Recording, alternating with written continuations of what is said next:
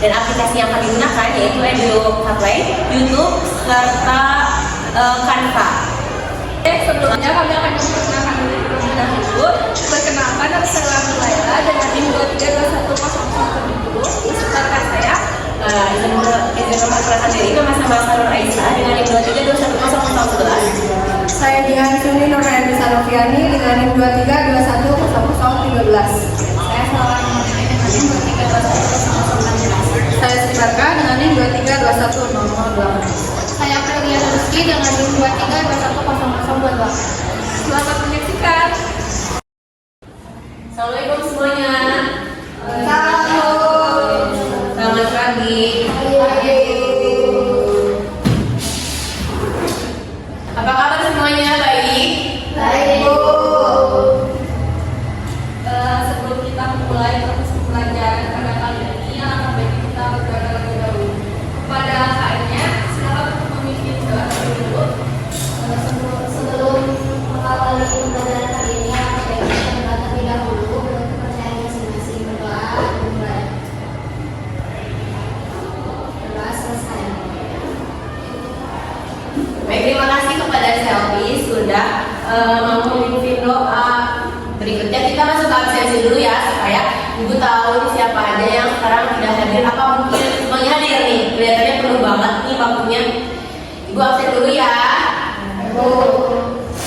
Rita, Selvi Novita Naya, Suni, Siti, Nur, Demam, Bu, sakit. Demam. Ya. Sudah berapa hari? Sudah 2 hari. 2 hari. Kita doakan ya, semoga Nur cepat berkumpul dengan kita untuk belajar bersama. Oke. Nah, sekarang kita bakal seru-seruan terlebih dahulu nih, karena teman-teman terlihat ini ya sedikit lesu. 5R. Iya, lemah nanti lesu. Ayo. Baik. Kayak kita, ayo Bu, kita bersemangat terlebih dahulu, berdiri. Cita-cita berdiri terlebih dahulu. Nah, sekarang kita akan ice breaking terlebih dahulu. Jadi Bu Lala akan mencontohkan terlebih dahulu ya Bu ya.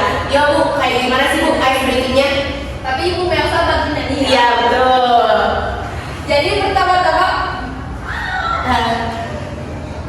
Buka tutup, bertepuk tangan. Buka tutup, tepuk tangan lagi. Digulung-gulung, lalu tersenyum. Iya, happy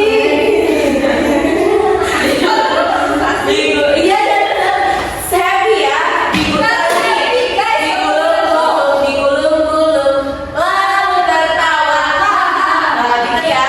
Sini bisa, Sini bisa. Nur bisa nggak?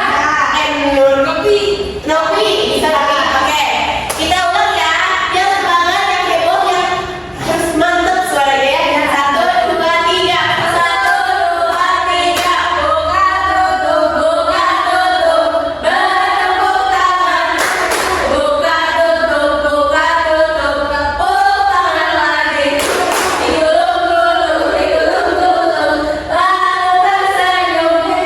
Digulung-gulung, lalu tertawa. Buka tutup, bertepuk tangan. Buka tutup, tepuk tangan lagi. Digulung-gulung, lalu tersenyum. Digulung-gulung, lalu tertawa. Tiga, buka tutup, bertepuk tangan. Buka tutup, tepuk tangan lagi. Digulung-gulung, lalu tersenyum. Digulung-gulung, lalu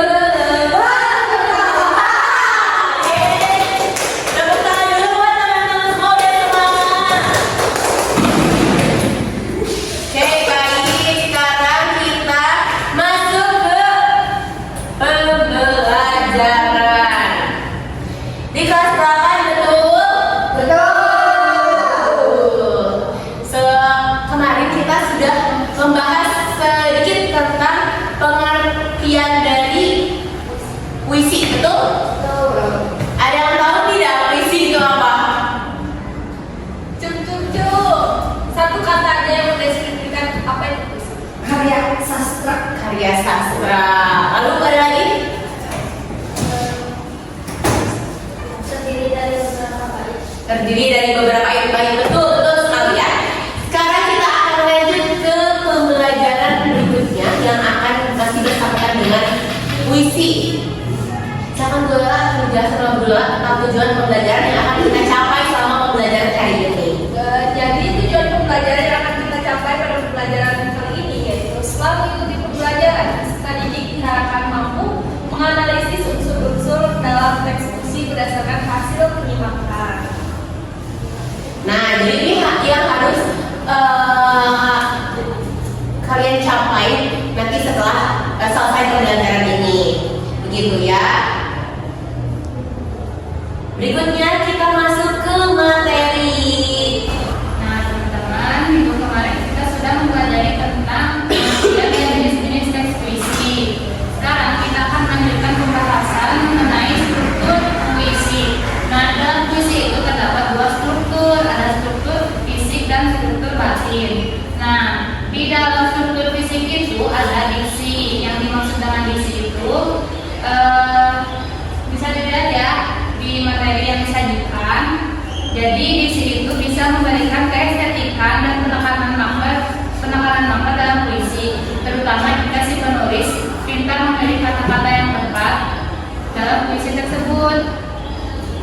Kemudian ada bunyi.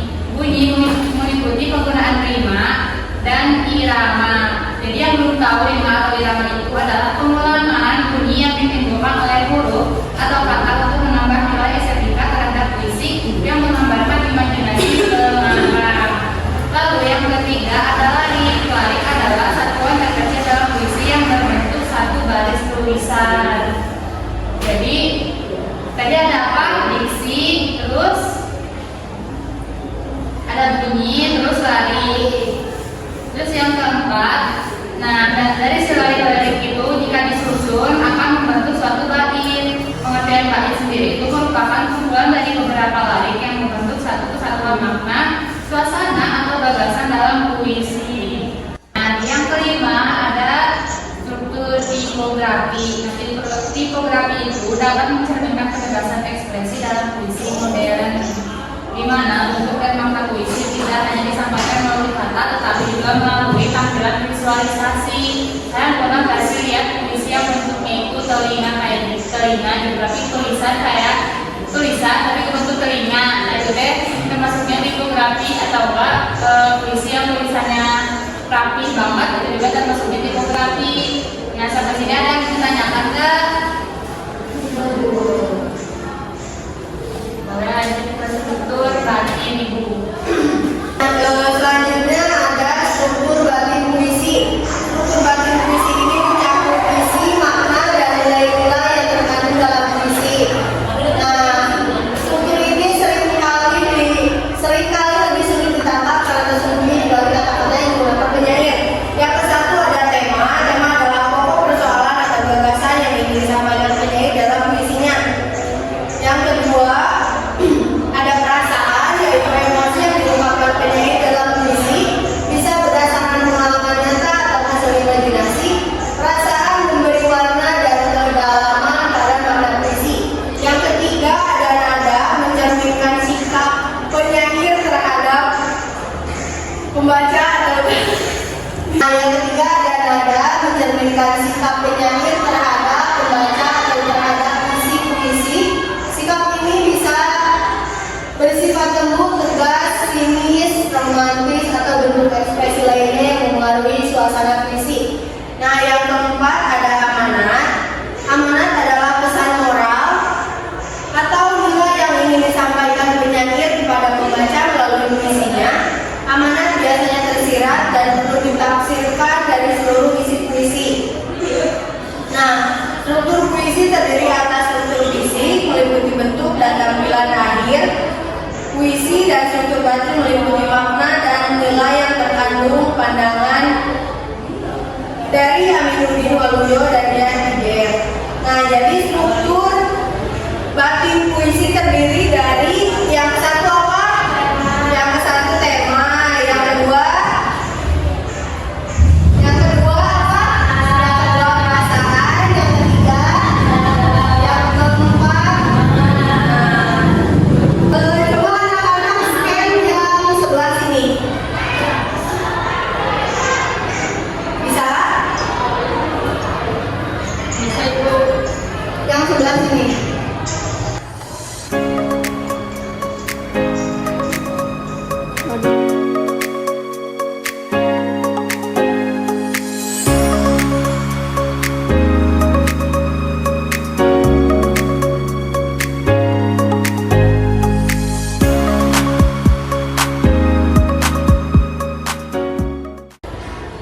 baik anak-anak, mungkin tadi penjelasan materi tentang puisi, betul kan?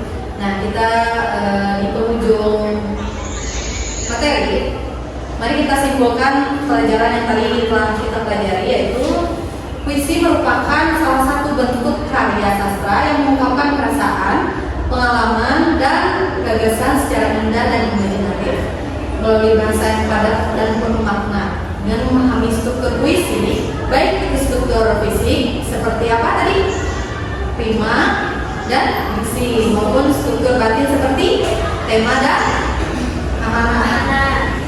Nah, pembaca dari setiap layar puisi. Selain itu, puisi juga memiliki kaidah kebahasaan yang khas seperti penggunaan majas, diksi konotatif, dan pembahasan yang semuanya berfungsi menciptakan keindahan serta kekuatan ekspresi. Mempelajari puisi bukan hanya melatih keterampilan berbahasa saja ya teman-teman, tetapi juga menurut pekaan rasa, estetika, dan kemampuan berpikir kritis. Mungkin itu saja. Baik anak-anak, karena kita sudah di ujung pembelajaran, Ibu sedang menyiapkan evaluasi untuk kalian. Boleh siapkan namanya untuk di-scan terlebih dahulu.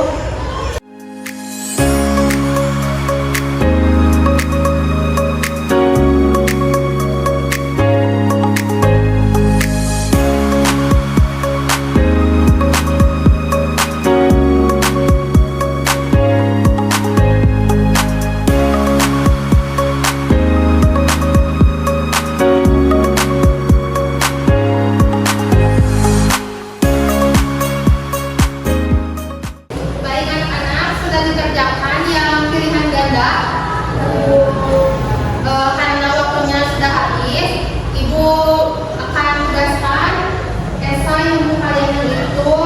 Baik anak-anak, untuk soal esainya kalian bisa kerjakan di rumah menggunakan kertas HPS, ukurannya bebas saja, dibuat serapi mungkin dengan sekreatif mungkin. Minggu depan dikumpulkan, siap? Siap, Bu. Kumpulan? Boleh rapikan dulu ya. Oke, baik, karena pelajaran yang kita sudah selesai, semoga anak-anak semua dapat memahami tadi pembelajaran, terus tetap semangat belajarnya. Kita akhiri pelajaran hari ini. Wassalam. Doa terlebih dahulu ya, dipimpin sama kalian. Enggak. Sebelum pulang, anak-anak baca secara terlebih dahulu menurut kepercayaan masing-masing. Berdoa dimulai. Telah selesai. Oke, baik, kita pilih ya kelompok yang paling rapi, nanti langsung pulang terlebih dahulu. Oke, Ayo rapikan dulu anak-anak. boleh sama Rapi ya.